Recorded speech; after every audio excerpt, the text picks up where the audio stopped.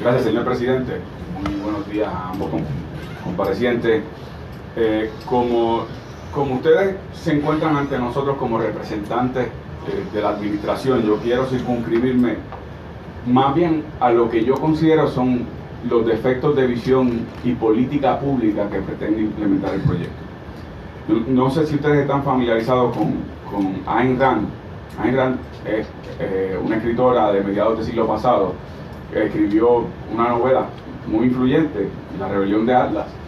que sirvió como base al modelo del principio de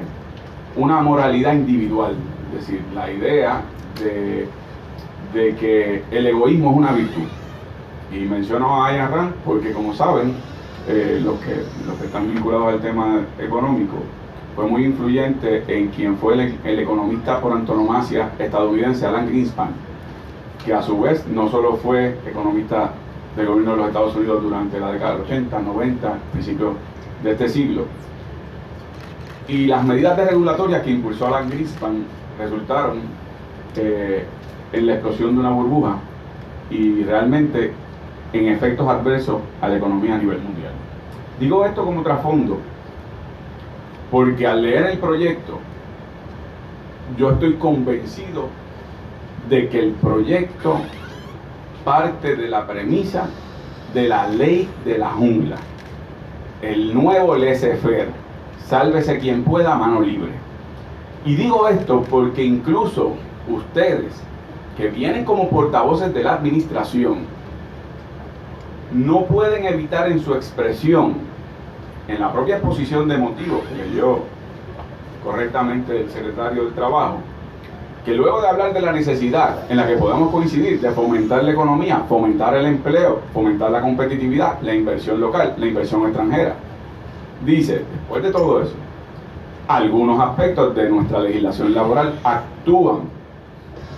adversamente al alcance de dicho objetivo.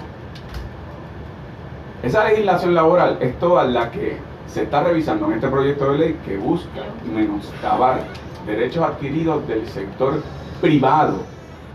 de los empleos en Puerto Rico. Sector privado que no está organizado sindicalmente, o por lo menos solamente apenas un 5%,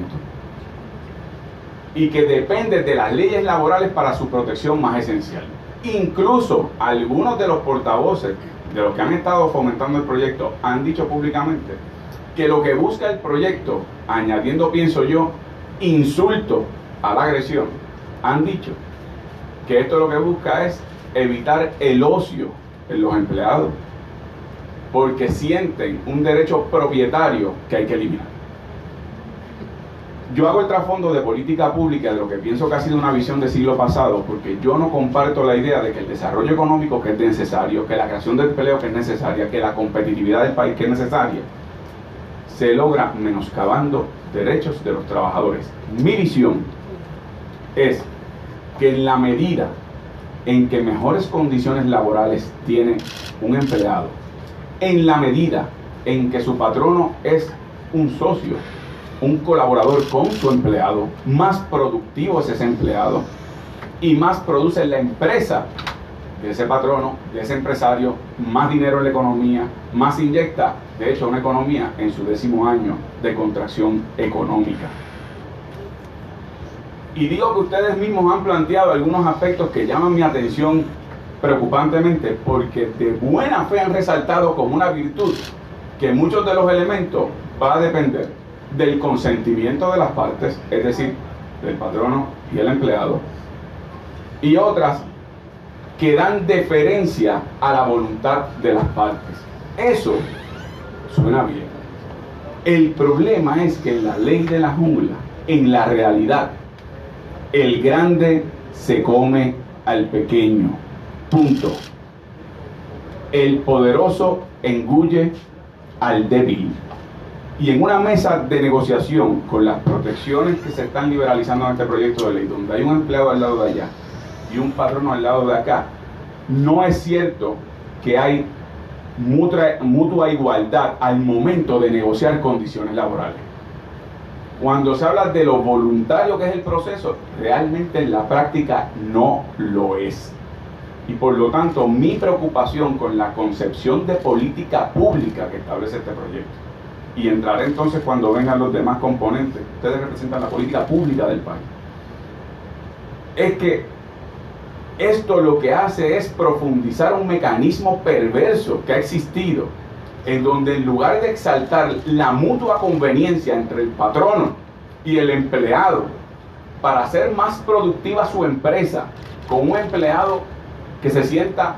en mejores condiciones, que tenga más dinero en el bolsillo. Les doy un ejemplo que se ha discutido públicamente, que es esencial, y lo traigo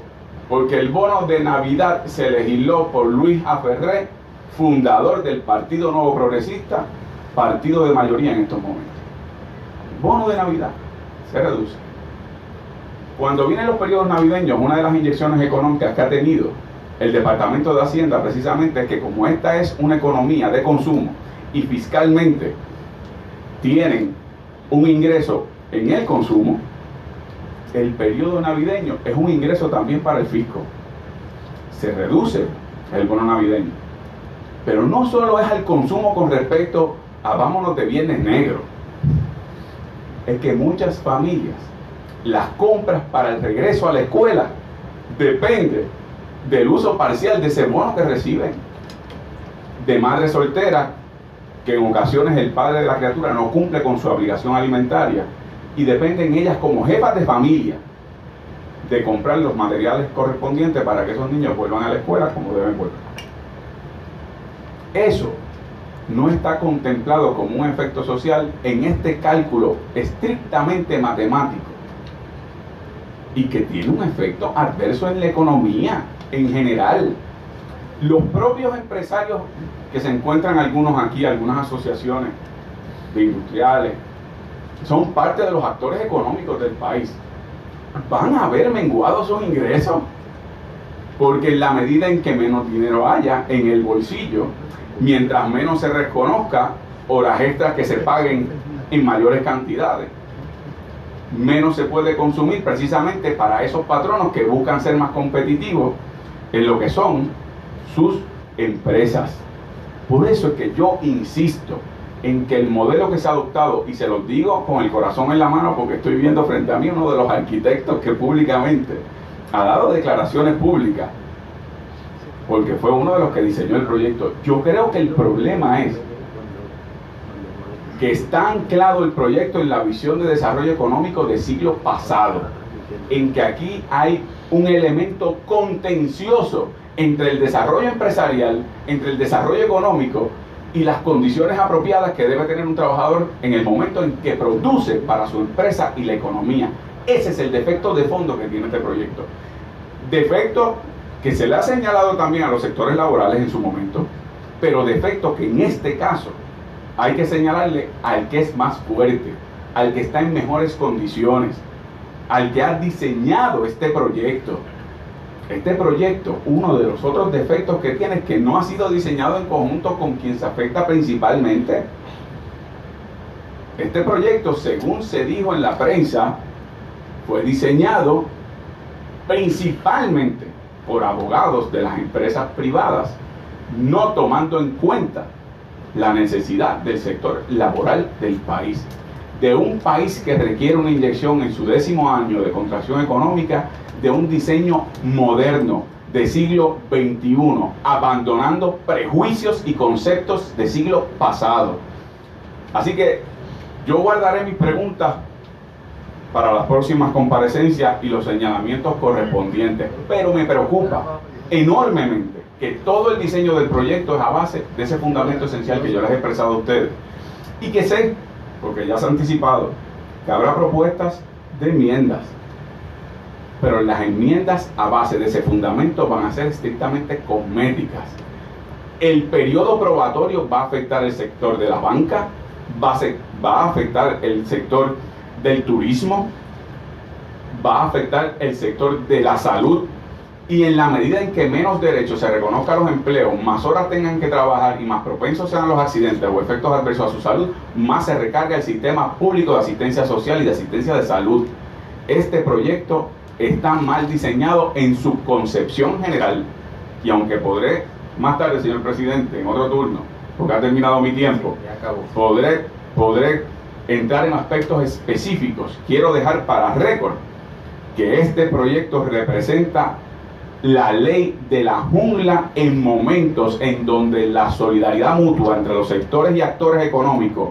patronos y empleados, deben trabajar hombro con hombro para el desarrollo de todo el país. Son mis palabras, señor presidente. Gracias al senador Dalmau Ramírez, consumió